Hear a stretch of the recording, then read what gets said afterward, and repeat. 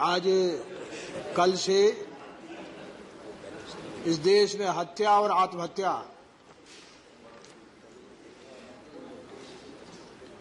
और वो भी कानून के सब तरह के हर तरह के संवैधानिक और कानून को कुचल करके जो काम चल रहा है, मैं आपसे निवेदन करूं कि मैं जब इस सदन में आया था तो 5वीं, 6वीं, 7वीं लोकसभा में पैदल चल के आता था। मैं नॉर्थ ह्यूमन में रहता था। आज ये सदन जेल खाना, मैंने जेल भी बहुत भोगी है। जेल में थोड़ी बहुत सहूलियत थी, लेकिन ये जेल खाना हो गया। इतिहास में हमारे बाप जो पुरखे थे जिन्होंने आजादी की लड़ाई लड़ी, वो लड़ते लड़ते हिंदुस्तान में इस धर्म के चलते हिंदुस्तान के 3 हिस्से हो गए और वो 3 हिस्से आज हमको जेल खाने में बदल दिए। ये 70 बरस हम कहां पहुंचे हैं। मैं आपके माध्यम से सरकार से कहना चाहता हूं, क्योंकि सरकार के बाद परमात्मा है। अब वो हमसे कभी मिला नहीं, इसलिए उसके बारे में ज्यादा जानकारी हमारी नहीं। लेकिन परमात्मा के पहले तो आप ही हैं यहां, और तो कोई नहीं है। आपसे विनती कर सकते, आपसे लड़ सकते, आपसे निवेदन कर सकते हैं। हमारे आसपास ही अखलाक, भोजन खाने के नाम पर कत्ल हो जाता है उसका। पहलू खान, जुनैद, नजीब, जवाहरलाल नेहरू यूनिवर्सिटी का जो नौजवान है, हिंदुस्तान हम लोग कहां खड़े हैं। वो जिंदा जवाहरलाल नेहरू यूनिवर्सिटी में जो नौजवान पढ़ता था, वो जिंदा गायब हो गया है। अदालतें लगी हैं उसको खोज करने में। यहां की पुलिस लगी थी, अब सीबीआई लगी है।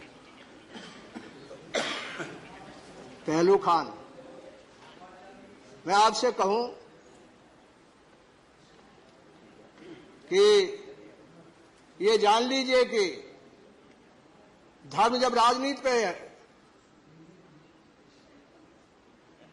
धर्म जब राजनीति पर हावी हो जाता है और राजनीति जब धर्म पर हावी हो जाती है, दोनों मायने में गड़बड़ हो जाता है। दोनों मामले में मुल्क और 100 कौम बर्बाद हो जाती है। यह है बाजू में पाकिस्तान, है अफगानिस्तान, है सीरिया, है इराक। ये देश बहुत तरह के अंतर विरोधों से भरा हुआ है। मैं उपाध्यक्ष जी, मैं जानता हूं, मैं कहना चाहता हूं, जीवन का मेरा अनुभव है। अकेले इस देश में धर्म ही नहीं है, जात से लेकर कई तरह की भाषा, बोली, सबकी बीमारी है। ये बीमारी का समाधान की जगह उन बीमारियों में आग लगाने का काम हम लोग कर रहे हैं। अभी आपके नेता विरोधी दल नहीं है यहां, उनने कल विस्तार से बहुत सी चीज कही थी, लेकिन आपकी नजर के लिए, आपके लिए मैं निवेदन कर दूं, कुछ बात आपके सामने रखना चाहता हूं। 2014 में आप आए हैं। ये जो लिंचिंग है, लोग इकट्ठा होकर के एक आदमी की जान जब लेते हैं, और लिंचिंग जो है, भीड़ जो एक आदमी को मिलकर जब मारती है, इससे ज्यादा तालिबानी और इससे ज्यादा अफगानी तरीका कोई दूसरा नहीं हो सकता। सबसे नंबर 1 पे है झारखंड। 14 जिलों में लिंचिंग हुई है। नाम के साथ बताऊंगा, लंबा समय हो जाएगा। उत्तर प्रदेश में 11 जगह, 11 जिलों में, हरियाणा में 9 जिलों में, यहां है आपका राज और वहां भी आपका राज। राजस्थान में 5 जिलों में, मध्य प्रदेश में 4 जिलों में, महाराष्ट्र में 4 जिलों में, गुजरात में 4 जिलों में। तो दूसरे जिले जब दूसरी सरकारों पे आ जाते तो 2 हो जाते, 1 हो जाते। और मुझे गौरव है कि मैं जिस सूबे के आता हूं, जिस सूबे से मैं सदन में हूं, एक घटना नहीं है। हमारी सरकार जो है, जब आदमी संवेदनशील हो जाता है इंसानों के प्रति, तो बिहार में एक घटना नहीं है किसी तरह की लिंचिंग की। इस तरह का धर्म के नाम पर लोगों को दबा के काटने का, कुचलने का एक घटना नहीं है। वो भी देश में हिस्सा है, वो भी देश में हिस्सा है। आपसे कहूं, बहुत लोग कुर्बान हुए तब कहीं आजादी आई है। ये आजादी जो है, एक बार धर्म के नाम पर देश बंट गया। जिन लोगों ने यह काम किया है वो भुगत रहे दोनों।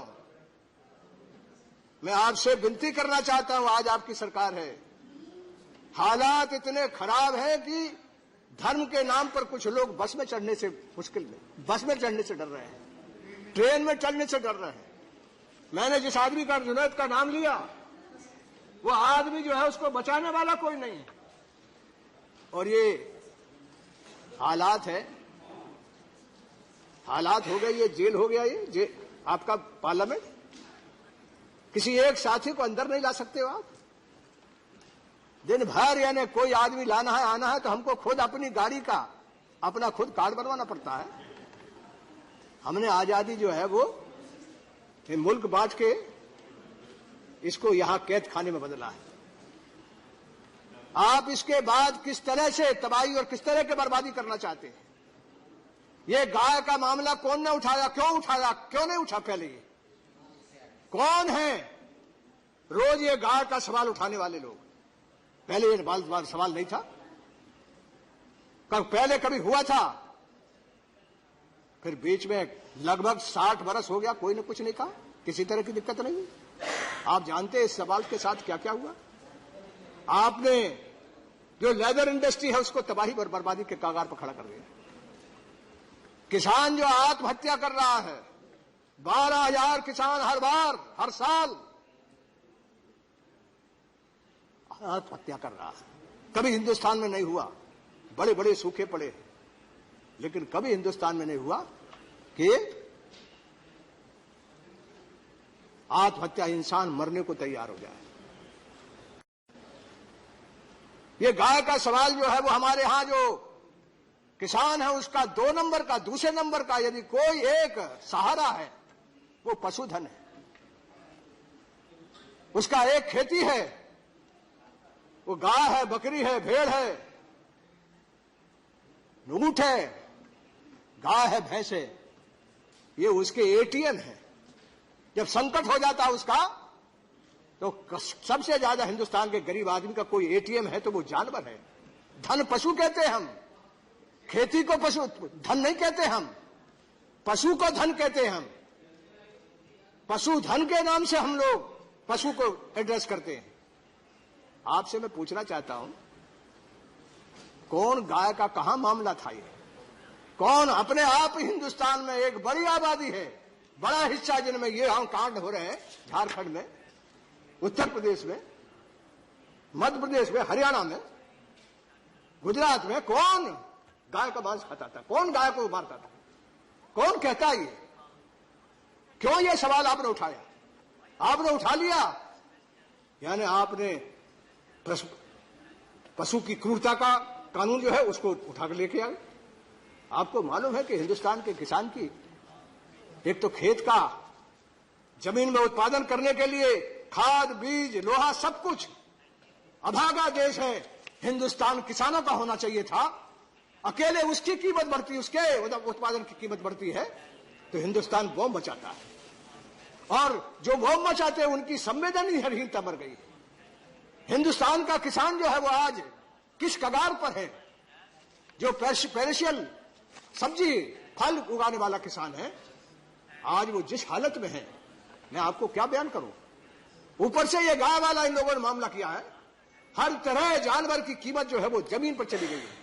खेती के उत्पादन की जो है वो जमीन, वो दाम भी नीचे हो गया, और जो पशुधन था उसके दाम भी नीचे चले गए। जो उसका एटीएम था वो भी नीचे चला गया। क्या करना चाहते हो? ना तो रोजगार दे रहे हो, कह रहे थे 1 वर्ष में 2 करोड़ लोगों को रोजगार देंगे, 1.5 गुना आप दाम देंगे, आप ये नहीं कर रहे हो तो उनके हाथ से जो है, उनके बाजू में जो है, उनके हाथ में जो है, उनका जो धन है, पशुधन है, उसको क्यों मेले में ठेले में कई तरह के कानून कर रहे हो? कौन ने यह कानून बनाया? क्यों नहीं इसको वापस लेते हो? यह किसान की बहुत आपने तबाही मचा दी है। और मैं आपसे कहूं कि आपने किसान को 1.5 गुना देने की जगह जितने भी कैश क्रॉप है उनकी सबकी बर्बादी और तबाही हो रही है। नोटबंदी के चलते लगभग 5 करोड़ किसान के दाम जो है वो खेत में सामान सड़ गया। इसी तरह से दलित का मामला, हमारा एमपी है, वो क्या कहते हैं, अली अनवर, ये मेवात, 2 मिनट इनको दे दीजिए। मेवात जहां महात्मा जी भूख हड़ताल में बैठ गए थे, वो सब पाकिस्तान जा रहे थे। वो सब लोग 100-150 बरस पहले यहां के किसान मजदूर, जाट, गुजर, अहीर वही बने हैं। वो दिवाली मनाते हैं, वो होली मनाते थे, वो हमारे जैसा कपड़ा पहनते थे। वही उसी जगह का आंदोलन में ये हमारा अनिवार्य गया था। वो 1 मिनट उसको 2 मिनट जरूर दलित दर्द से भरा हुआ है। आप जो है वो दलित के साथ दलित के 1-2 मिनट में मेरी बात जरूर सुन लीजिए। ये जो सहारनपुर में हुआ है, उत्तर प्रदेश में हुआ है, ये 2 तारीख को, 2 मई को सिमलाना गांव है। यहां जो ऊंचा और नीच का बड़ा मामला है, मैं उसमें बोलूंगा तो और कलह बढ़ेगी। धर्म के आधार पर तो कलह है ही, जात का भी इस तरह का कलह बढ़ रहा है कि यहां कुछ दबंग लोग इकट्ठा होते हैं। इस मीटिंग में स्थानीय सांसद रहता है, एक फूलन देवी को मारने वाला, उसको मैरोल मिलता, वो उस मीटिंग में रहता है। और उन लोगों की मीटिंग का नतीजा होता कि 5 तारीख को जब वो निकलते हैं तो पूरे गांव पे आग लगा देते हैं। मां बहन बेटी के साथ में बोल नहीं सकता जो करते हैं वो लोग।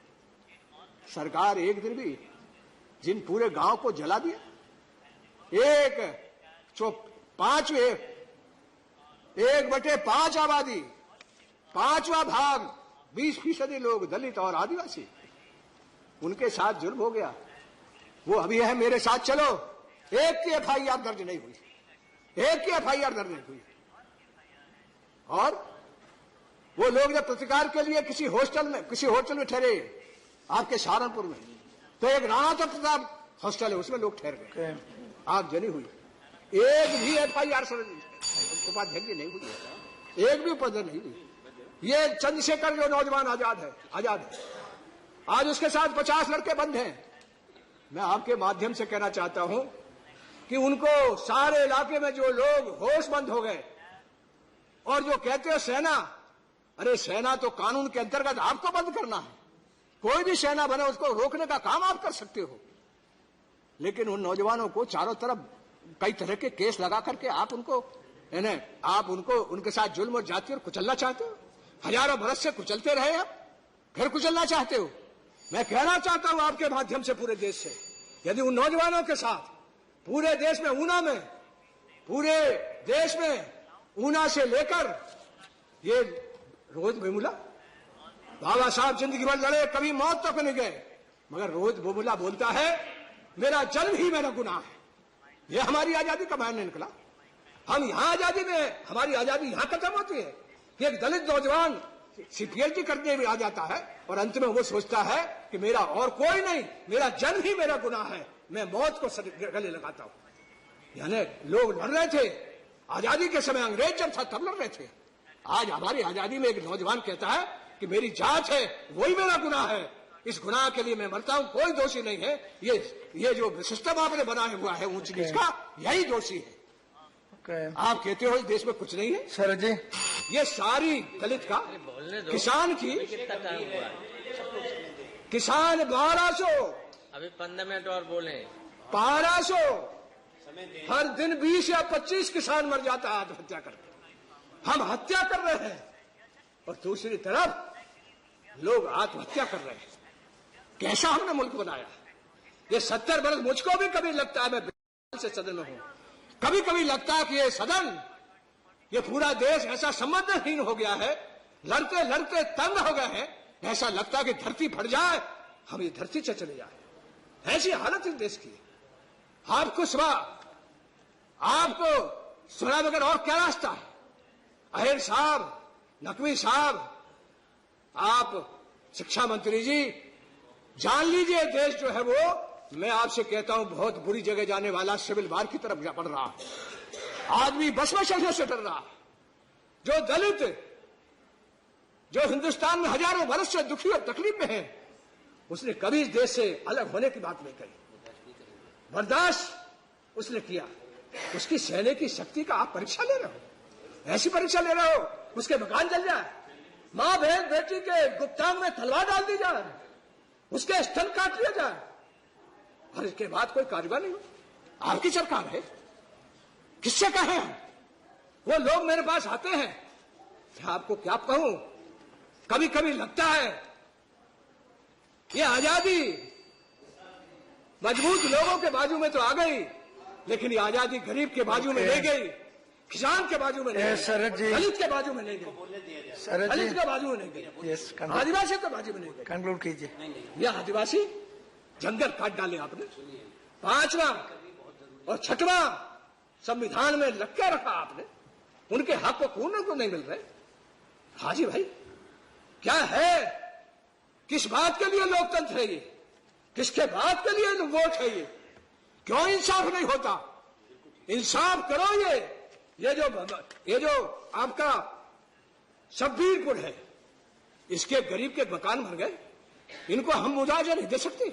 ये घायल मेरे साथ चलो, मैं सदन से माफी मांग लूंगा, राजनीति से संन्यास ले लूंगा, चलो मेरे साथ उनके साथ क्या हुआ है देख लो। कोई मंत्री मेरे साथ चले, देखो उनके साथ क्या हुआ, क्या क्या हुआ उनके साथ, क्यों ये सदन चल रहा है, किस बात के लिए हम लोग बैठे?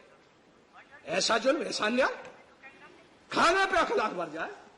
जुनैद जिंदा जिंदा इस देश में जिंदा एक यूनिवर्सिटी है जवाहरलाल नेहरू से जो सबसे बड़ी है, उससे जिंदा जुनैद जो है वो गायब हो जाए, और हमारा कानून पता नहीं लगा सकता कि मर गया, जी रहा, कहां गया, हड्डी भी पता नहीं है।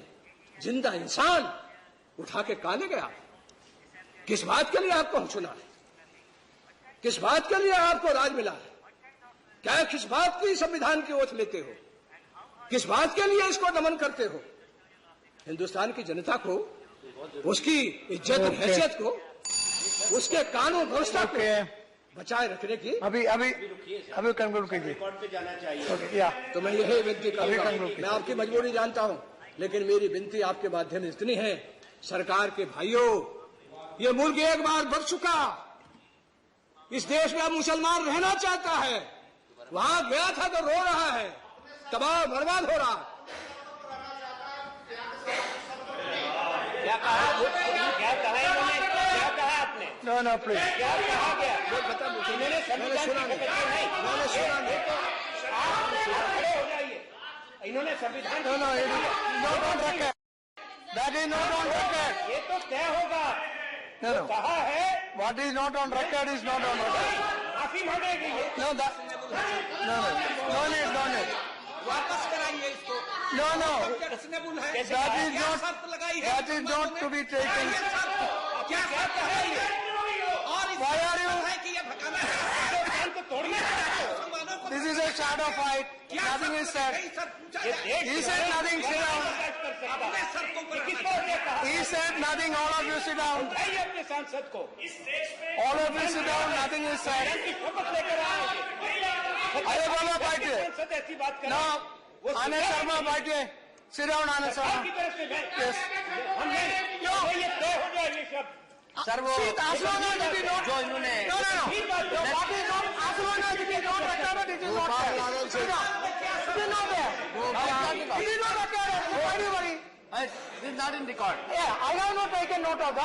गोपाल सिंह जी, ये हमारे मित्र भी हैं।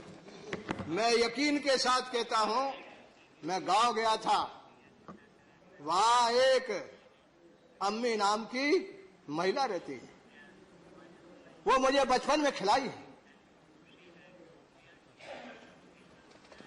वो पूछती है कि हम इस देश में कैसे रहें, गांव में मुस्लिम के इलाके में लग रहा है जाओ पाकिस्तान। मैं कहूं कि हिंदुस्तान का मुसलमान मन बना लिया यहां रहने का। एक दिन था वो मन बनाया था पाकिस्तान बनवाने का, आज मन बना लिया यहां रहने का।